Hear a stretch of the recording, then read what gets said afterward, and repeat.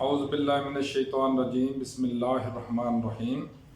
अल्लाह जल्ले शानहू दे नाम दे नाल अल्हम्दुलिल्लाहि रब्बिल आलमीन वल आक़िबतु लिल मुत्तक़ीन अस्सलातु वस्सलामु अला रसूलिहिल करीम। अस्सलामु अलैकुम दोस्तों, डॉक्टर नसीर कालों CNP न्यूज़ तो। दोस्तों, मेरी उम्र के जिन्ने भी लोग ने वो तकरीबन अज तो 60 साल पहले जो उन्होंने बचपना सीगा, जो असी उस माहौल नूं और अज दे माहौल नूं कंपेयर करने, मुआजना करने, मुकाबला करने, तो बहुत ही तब्दीली आ चुकी है। बहुत इंसानों के अंदर भी, माहौल के अंदर भी, नबातात के अंदर भी और जानवर परिंदियां के अंदर। दोस्तों, मैनूं याद है अज तो 60 साल पहले जो छोटे छोटे जमीनों से जाके अपना काम करना, स्कूल जाना, पढ़ना, आना जाना, तो साढ़े उदों घर भी कच्चे होंदे सी और साढ़े घरों के डिज़ाइन इस तरह के होंदे सी कुदरती जे सी। सारे लोग किहड़े उत्थे नक्शे बना के बनाउंदे सी। सादा जे घर बनाने आ कि गली या बाजार जिस दाखिल होना, अंदर दरवाज़ा खोलते सार पहले उन्होंने कहते ड्योड़ी यानी रेहड़ी होंदी सी, जिथे गर्मियां दे उदों बिजली होंदी नहीं सी। गर्मियां च लोग साढ़े अजीज़ो कारब दोस्त अहबाब माँ बाप उन्होंने आके तो उत्थे जोड़े घर के जी होने उन्होंने डेहड़ी च बैठ के बाहर का दरवाज़ा भी खोल लेना तो अंदर का दरवाज़ा भी खुला होना, ताकि हवा चलती रहे, वेंटिलेशन होंदी रहे, तो गर्मी का एहसास कम हो। हालांकि गर्मी उदों भी होंदी सी, हुण भी खैर हुण बहुत ज़्यादा हो गई, उदों भी गर्मी काफ़ी सी। और वो साडियां डेहड़ियां या पिंड दे विच दरम्यान च पिंड दे करके एक जगह बनाई हुंदी डेरा टाइप, जिन्हों असीं कहंदे हुंदे सां टप छप बनाए होंगे सी, जिथे सारे पिंड के बाबे ते जवान इकट्ठे होकर आके बह जाना, किसी ने ताश खेलनी, किसी ने गप्पा छप्पा मार देना, जिसका कोई दरवाज़ा नहीं सी हुंदा, चारों साइडों तो खुले होंगे सी, लेकिन उत्ते छत्तां दे विच पए होंगे सी, काने शाने लगाए होंगे सी। और इन्हां जगह दे विच खसूसन और दरख्तां दे उत्ते अमूमन तमाम परिंदियां ने अपने घर बनाए होंगे सी। वो घौंसले बना के उत्थे आंडे देने, बच्चे देने वगैरह वगैरह। और उस दौर च साडे रात और दिन डेहड़ी दे विच चूं चूं चूं चिड़ियां दे बच्चों की आवाज़ां आउंदियां रहिंदियां। इन्नी चिड़ी हुंदी सी उदों, वो घर चिड़ियां नाल भरे हुंदे सी। कां भी खैर बथेरे हुंदे सी, लेकिन चिड़ियां बेबहा हुंदियां सी। बाहर डेरियां ते जाना, उत्थे जनाब घुग्गी फाख्ता बेबहा हुंदे सी, इधर फिर रहियां, उधर उड़ रहियां, उधर जा रहियां, इधर आ रहियां। सर्दियां आ जानियां, सिरड़ हुंदी सी जिन्हें मैल खा के एडे एडे मोटियां हो जानियां। गदा पीड़ते हैं उतों गुड़ बनाने तो दौरान जी रस के उत्तों या रोह के उपरों मैल लैंदी आ, उन्होंने बड़े शौक नाल खादियां होंदियां सी ते बड़ी मोटियां हो जानियां उन्हें खा के। फिर साडे फसलों के अंदर किसी ने तोरिया सरों वगैरह फसलां होंदियां दाने वालियां, तो उत्थे बटेरे बड़े होने, तित्तर बड़े होने। उस तो इलावा साडे डेरे के उपर एक हुंदा सी बहुत बड़ा पिपल का दरख्त, उत्थे बहुत परिंदे आते, जिन्हें एक बहुत ही खूबसूरत परिंदा से जिन्होंने असीं कहने सां हरियल तोता। उहदे मुख्तलिफ रंग होंदे सी, बहुत मतलब कुदरत का एक अजूबा ही सी। वो एडा खूबसूरत परिंदा होंदा सी। उन्हें उदों आना जो गोला तैयार हो जानियां, पक जानी, तो फिर उन्हें खाण आना। असीं बड़े गौर नाल देखना उन्होंने। उदों चूंकि कैमरे शैमरे TV मोबाइल शायद कोई नहीं सी हुंदे, इस वास्ते सिर्फ अखां नाल देख के असीं मतलब इंजॉय करने हुंदे सां कि मतलब वो परिंदा आया तो आया। लेकिन हुण देखिए, हुण तमाम परिंदे नापेत हो गए।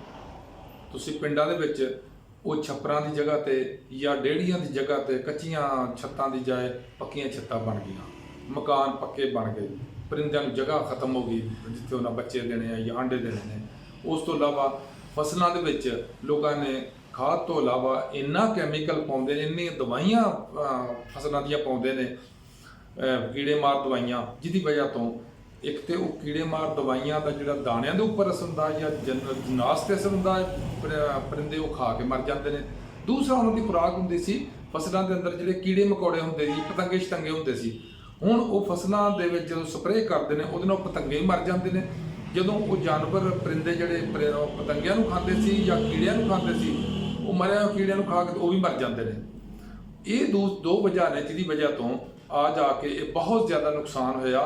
जिहड़े एक इको सिस्टम सी ना साडा, मतलब एक सिस्टम ਅੱਲਾਹ ਤਾਲਾ ਨੇ ਇੱਕ ਇਕੋਸਿਸਟਮ ਦੁਨੀਆ ਦੇ ਅੰਦਰ ਰੱਖਿਆ ਹੋਵੇ ਜਿਹਦੇ 'ਚ ਇੱਕ ਚੀਜ਼ ਦੀ ਜਿਹੜੀ ਜ਼ਿਆਦਤੀ ਜਿਹੜੀ ਆ ਉਹ ਦੂਸਰੀ ਉਹਨੂੰ ਰੋਕਦੀ ਹੈ, ਔਰ ਇੱਕ ਚੀਜ਼ ਦੀ ਜਿਹੜੀ ਕਮੀ ਆ ਉਹਨੂੰ ਦੂਸਰੀ ਚੀਜ਼ ਪੂਰੀ ਕਰਦੀ ਆ, ਜਿਹਨੂੰ ਅਸੀਂ ਇਕੋਸਿਸਟਮ ਕਹਿੰਦੇ ਆ ਕਿ ਹਰ ਚੀਜ਼ ਮਾਹੌਲ ਦੇ ਅੰਦਰ ਆਪਣਾ ਆਪਣਾ ਕਿਰਦਾਰ ਅਦਾ ਕਰਦੀ ਹੈ। ਉਹਦੇ ਨਾਲ ਇਹ ਸੀਗਾ ਕਿ ਚਿੜੀਆਂ ਨੇ ਖੁਰਾਕ ਆਪਣੀ ਖਾਣੀ ਆ, ਪਰਿੰਦਿਆਂ ਨੇ ਆਪਣੀ ਖੁਰਾਕਾਂ ਖਾਣੀਆਂ ਨੇ, ਤੋਤੇ ਸਨ ਉਹਨਾਂ ਨੇ ਆਪਣੀ ਖੁਰਾਕ ਖਾਣੀ। ਹੁਣ ਮੈਂ ਤੁਹਾਨੂੰ ਦੋ ਚੀਜ਼ਾਂ ਹੋਰ ਦੱਸਣਾ ਕਿ ਉਸ ਜ਼ਮਾਨੇ 'ਚ ਸਾਡੇ ਤੋਤੇ ਬੜੇ ਹੁੰਦੇ ਸੀ। ਅਸੀਂ ਕਈ ਦਫਾ ਆ ਛੋਟੇ ਛੋਟੇ ਅੰਬ ਹੋਣੇ ਸਾਡੇ ਜਾਂ ਅੰਬੀਆਂ ਲੱਗਣੀਆਂ, ਉਹ ਤੋਤੇ ਵੱਢ ਕੇ ਖਾ ਜਾਣੀਆਂ। ਇੰਨੇ ਤੋਤੇ ਹੁੰਦੇ, ਅਮਰੂਦ ਹੋਣੇ ਕਿਤੇ ਉਹ ਤੋਤਿਆਂ ਖਾ ਜਾਣੇ, ਜਾਂ ਇਸ ਤਰ੍ਹਾਂ ਜਿਹੜੀ ਵੀ ਚੀਜ਼ ਹੁੰਦੀ ਸੀ ਉਹ ਤੋਤੇ ਖਾ ਜਾਂਦੇ, ਇੰਨੇ ਤੋਤੇ ਹੁੰਦੇ ਸੀ। ਹੁਣ ਤੁਹਾਨੂੰ ਤੋਤਾ ਕਿਤੇ ਨਜ਼ਰ ਨਹੀਂ ਆਏਗਾ। ਉਹਦੀ ਮੈਂ ਬੜਾ ਉੱਤੇ ਗੌਰ ਖੋਜ ਕੀਤਾ ਕਿ ਤੋਤੇ ਸਾਡੇ ਕਿੱਧਰ ਗਏ ਨੇ। ਇਹਦਾ ਨੁਕਤਾ ਹੱਲ ਇਸ ਤਰ੍ਹਾਂ ਹੋਇਆ ਕਿ ਮੈਂ ਲਾਹੌਰ ਇੱਕ ਦਿਨ ਗਿਆ ਆਪਣੇ ਚਿੜੀਆ ਘਰ, ਜਿੱਥੇ ਇਹਨਾਂ ਨੇ ਚਿੜੀਆ ਘਰ ਨਹੀਂ, ਜਿੱਥੇ ਪਰਿੰਦਿਆਂ ਦੀ ਮਾਰਕੀਟ ਹੈ। ਉੱਥੇ ਜਾ ਕੇ ਮੈਂ ਦੇਖਿਆ ਤੇ ਇੱਕ ਦਿਨ ਦੇ ਬੱਚੇ, ਦੋ ਦਿਨ ਦੇ ਬੱਚੇ ਤੋਤਿਆਂ ਦੇ ਉੱਥੇ ਵਿਕਦੇ ਪਏ। ਮੈਂ ਉਹਨੂੰ ਪੁੱਛਿਆ, ਮੈਂ ਕਿ ਯਾਰ ਇਹ ਕਿੱਥੋਂ ਲਿਆਉਂਦੇ ਹੋ ਤੁਸੀਂ? ਉਹਨਾਂ ਕਿਹਾ ਜੀ ਲੋਕ ਇਲਾਕਿਆਂ ਵਿੱਚੋਂ ਇਹ ਬੱਚੇ ਲਿਆ ਕੇ ਸਾਨੂੰ ਦੇ ਦਿੰਦੇ ਨੇ ਤੇ ਫਿਰ ਲੋਕ ਸਾਡੇ ਕੋਲ ਇਹ ਬੱਚੇ ਖਰੀਦ ਕੇ ਲੈ ਜਾਂਦੇ ਨੇ, ਜਿਨ੍ਹਾਂ ਨੂੰ ਥੋੜਾ ਥੋੜਾ ਉਹ ਖੁਰਾਕ ਦਿੰਦੇ ਨੇ, ਨਾਲ ਉਹਨੂੰ ਪਾਲਦੇ ਨੇ ਔਰ ਨਾਲ ਉਹਨਾਂ ਨੂੰ ਟ੍ਰੇਨਿੰਗ ਦਿੰਦੇ ਨੇ। ਯਾਨੀ ਤੁਸੀਂ ਦੇਖ ਲਓ ਕਿ ਜਿਹੜਾ ਕੁਦਰਤੀ ਮਾਹੌਲ ਤੋਤਿਆਂ ਨੂੰ ਮਿਲਿਆ ਸੀ ਇੱਥੇ, ਮੈਨੂੰ ਅਜੇ ਵੀ ਯਾਦ ਆ ਸਾਡੇ ਹਸਪਤਾਲ ਦੇ ਨਾਲ ਅੰਬਾਂ ਦੇ ਪੁਰਾਣੇ ਦਰਖਤ ਸੀ, ਉਹਨਾਂ ਦੇ ਵਿੱਚੋਂ ਰੁੱਡਾਂ ਜਿਹੀਆਂ ਬੜੀਆਂ ਸੀ, ਉਹਦੇ ਵਿੱਚ ਤੋਤੇ ਆਂਡੇ ਦਿੰਦੇ ਹੁੰਦੇ ਸੀ। ਤੇ ਹੁਣ ਤੁਹਾਨੂੰ ਕਿਸੇ ਜਗ੍ਹਾ ਤੇ ਤੋਤੇ ਨਜ਼ਰ ਨਹੀਂ ਆਉਂਦੇ, ਮੈਨੂੰ ਤਾਂ ਕਮ ਸੇ ਕਮ ਨਜ਼ਰ ਨਹੀਂ ਆਉਂਦੇ, ਸ਼ਾਇਦ ਕਿਸੇ ਨੂੰ ਅਗਰ ਨਜ਼ਰ ਆਉਂਦੇ ਹੋਣ ਤਾਂ ਸ਼ਾਇਦ ਕਿਸੇ ਜਗ੍ਹਾ ਤੇ ਕੋਈ ਬੱਚੇ ਹੋਣ। ਉਹ ਬੱਚੇ ਉਹਨਾਂ ਦੇ ਕੱਢ ਕੇ ਲੋਕ ਇਹ ਜਾ ਕੇ ਦੇ ਵੇਚ ਛੱਡਦੇ ਨੇ, ਜਿਹਦੀ ਵਜ੍ਹਾ ਤੋਂ ਉਹਨਾਂ ਦੀ ਇੱਕ ਨਸਲ ਖੁਸ਼ੀ ਤਕਰੀਬਨ ਇਹ ਨਸਲ ਖਤਮ ਹੋਣ ਦੇ ਕਰੀਬ ਪਹੁੰਚਦੀ ਪਈ ਆ।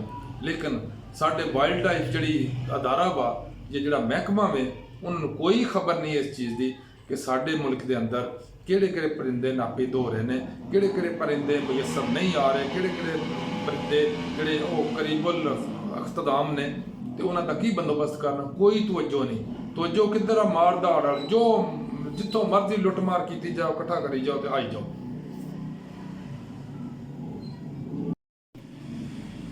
ਅੱਛਾ ਜੀ, ਸਾਡਾ ਵਾਈਲਡ ਲਾਈਫ ਮਹਿਕਮਾ ਇਸ ਤਰ੍ਹਾਂ ਹੀ ਦੁਨੀਆ ਦੇ ਹਰ ਖਿੱਤੇ 'ਚ, ਹਰ ਮੁਲਕ 'ਚ ਮੌਜੂਦ ਆ।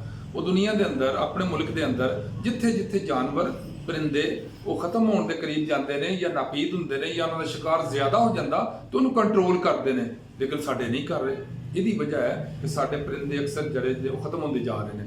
ਤੁਸੀਂ ਇੱਕ ਆਮ ਚੀਜ਼ ਦੇਖੀ ਹੋਣੀ ਆ, ਇੱਥੇ ਗਿੱਧਾਂ ਬਹੁਤ ਹੁੰਦੀ ਹੈ ਜਦੋਂ ਛੋਟੇ ਹੁੰਦਾ, ਗਿਰਜਾਂ ਜਿਹਨੂੰ ਅਸੀਂ ਕਹਿੰਦੇ ਆ। ਗਿਰਜ ਦੀ ਇਹ ਖਸੂਸੀਅਤ ਇਹ ਸੀ ਕਿ ਜਿੱਥੇ ਕਿਤੇ ਮੁਰਦਾ ਜਾਨਵਰ ਹੋਣਾ ਵਾ, ਉਹਨੇ ਆ ਕੇ ਆਪਣੇ ਗੋਲ ਉਹਨਾਂ ਦੇ ਆਉਣੇ ਆ, ਬਹੁਤ ਸਾਰੀਆਂ ਆਉਣੀਆਂ, ਉਹਨਾਂ ਆ ਕੇ ਉਹਨੂੰ ਪਰਿੰਦਾ ਜਾਨਵਰ ਨੂੰ ਖਾ ਕੇ ਤੇ ਉਹ ਆਲੂਦਗੀ ਖਤਮ ਕਰ ਦੇਣੀ ਆ, ਬਦਬੂ ਨਹੀਂ ਪੈਣ ਦੇਣੀ, ਜਾਂ ਮਤਲਬ ਬਹੁਤ ਅੱਛੇ ਤਰੀਕੇ ਨਾਲ ਸਫਾਈ ਕਰਦੇ ਨੇ। ਉਹ ਵੀ ਖਤਮ ਹੋ ਗਏ।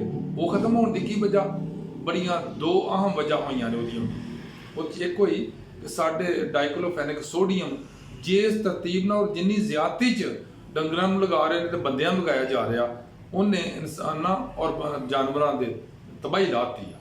ਲੇਕਿਨ ਲਗਾਤਾਰ ਇਸਤੇਮਾਲ ਹੋਈ ਜਾਂਦਾ ਔਰ ਹਰ ਕੋਇਕ ਤੋਂ ਲਾ ਕੇ ਹਰ ਵੱਡੇ ਡਾਕਟਰ ਤੱਕ ਉਹਨੂੰ ਟੀਕਾ ਵੀ, ਗੋਲੀਆਂ ਵੀ ਤੇ ਬਾਕੀ ਤਰੀਕਿਆਂ 'ਚ ਇਸਤੇਮਾਲ ਕਰੀ ਜਾਣ ਡਏ ਨੇ ਉਹ। ਲੇਕਿਨ ਜਦੋਂ ਜਾਨਵਰ ਮਰ ਜਾਂਦਾ ਸੀ, ਜਿਹਨੂੰ ਇਹ ਟੀਕੇ ਲੱਗੇ ਹੁੰਦੇ ਸੀ, ਗਿੱਧ ਉਹਨੂੰ ਖਾਂਦੇ ਤੇ ਗਿੱਧ ਮਰ ਜਾਂਦੇ ਸੀ। ਦੂਸਰੀ ਵਜ੍ਹਾ ਗਿੱਧਾਂ ਦੇ ਮਰਨ ਦੀ ਇਹ ਹੋਈ ਜਾਂ ਦੌੜ ਜਾਣ ਦੀ ਇਹ ਹੋਈ ਕਿ ਸਾਡੇ ਜਾਨਵਰ ਜਿਹੜੇ ਮਰਦੇ ਸੀ, ਉਹਨਾਂ ਨੂੰ ਇਸ ਦੀ ਬਜਾਏ ਕਿ ਗਿੱਧਾਂ ਖਾਣ, ਇਹ ਸਾਡੇ ਅੱਲਾ ਦੇ ਫਜ਼ਲ ਨਾਲ ਮੁਸਲਮਾਨ ਜਿਹੜੇ ਨੇ, ਸਾਡੇ ਮੁਲਕ ਦੇ ਲੋਕ ਨੇ, ਇਹਨਾਂ 'ਚੋਂ ਕੁਝ ਗੰਦੇ ਆਂਡੇ ਜਿਹੜੇ ਸੀ ਉਹਨਾਂ ਨੂੰ ਮਰਿਆ ਹੋਇਆਂ ਨੂੰ ਛੁਰੀ ਫੇਰ ਕੇ ਤੱਕ ਗੋਸ਼ਤ ਬਣਾ ਕੇ ਵੇਚਣ, ਯਾਨੀ ਮੁਰਦਾਰ ਲੋਕਾਂ ਨੂੰ ਖਵਾਈ ਜਾਂਦੇ ਨੇ। ਜਿਹਦੀ ਵਜ੍ਹਾ ਤੋਂ ਤੁਸੀਂ ਅਕਸਰ ਦੇਖੋਗੇ ਕਿ ਮੁਲਕ ਦੇ ਅੰਦਰ ਅਫਰਾ ਤਫਰੀ, ਕਿਉਂਕਿ ਹਰਾਮ ਖਾ ਰਹੇ ਨੇ, ਅਫਰਾ ਤਫਰੀ ਫੈਲੀ ਆ, ਬੇਯਕੀਨੀ, ਬੇਸਕੂਨੀ ਔਰ ਮਾਰਦਾਰ। ਹਰ ਫੀਲਡ 'ਚ ਤੁਸੀਂ ਦੇਖੋ, ਕੋਈ ਬੰਦਾ ਕਨਾਤ 'ਚ ਨਹੀਂ ਹੈ ਜਿਹੜਾ 100 ਰੁਪਇਆ ਕਮਾ ਰਿਹਾ ਉਹ ਕਹਿੰਦਾ ਮੈਂ 1000 ਰੁਪਇਆ ਕਮਾਈ ਜਾਣਾ, ਜਿਹੜਾ ਲੱਖ ਕਮਾਉਂਦਾ ਉਹ ਕਹਿੰਦਾ ਮੈਂ 10 ਲੱਖ ਕਮਾ ਲਾਂ। ਦੌੜ ਲੱਗੀ ਆ। ਫਿਰ ਬੇਸਕੂਨੀ ਦੀ ਇੰਤਹਾ, ਰਾਤ ਨੂੰ ਸੌ ਨਹੀਂ ਸਕਦੇ। ਤੁਸੀਂ ਦੇਖੋ ਰਾਤ ਤੁਰੇ ਫਿਰਨ ਦੇ ਬਗੈਰ ਨਾ, ਅੱਜ ਤੋਂ ਪਾਕਿਸਤਾਨ ਬਣਨ ਤੋਂ ਪਹਿਲੇ ਪਿੰਡਾਂ 'ਚ ਤੇ ਸ਼ਹਿਰਾਂ 'ਚ ਲੋਕ ਜਿਸ ਵੇਲੇ ਇਸ਼ਾ ਦੀ ਨਮਾਜ਼ ਪੜ੍ਹੀ ਜਾ ਕੇ ਅੱਲਾਹੁ ਅਕਬਰ ਸੌਣਾ ਸ਼ੁਰੂ ਕਰ ਦਿੰਦੇ ਨੇ। ਹੁਣ ਸਾਰੀ ਰਾਤ ਲੋਕ ਜਾਗਦੇ ਨੇ, ਨੀਂਦਾਂ ਨਹੀਂ ਆਉਂਦੀਆਂ ਲੋਕਾਂ ਨੂੰ, ਦਿਨੇ ਸੌਂਦੇ ਨੇ, ਰਾਤ ਨੂੰ ਜਾਗਦੇ ਨੇ, ਯਾਨੀ ਹਰ ਕੰਮ ਹੀ ਉਲਟਾ ਹੋ ਗਿਆ। ਇਹ ਚੰਦ ਚੀਜ਼ਾਂ ਸੀ ਜਿਹੜੀਆਂ ਅੱਜ ਮੈਂ ਗੁਜ਼ਾਰ ਕਰ ਰਹੀਆਂ ਸੀ। ਇਸ ਨੂੰ ਕੰਟੀਨਿਊ ਕਰਾਂਗੇ ਇਨਸ਼ਾਅੱਲਾ, ਇਸੇ ਟਾਪਿਕ ਨੂੰ ਕੱਲ੍ਹ ਤੇ ਅੱਜ ਦਾ ਵੇਲਾ ਖਤਮ ਕਰ ਰਹੇ। ਅੱਲਾਹ ਹਾਫਿਜ਼, ਅਸਲਾਮ ਅਲੈਕਮ।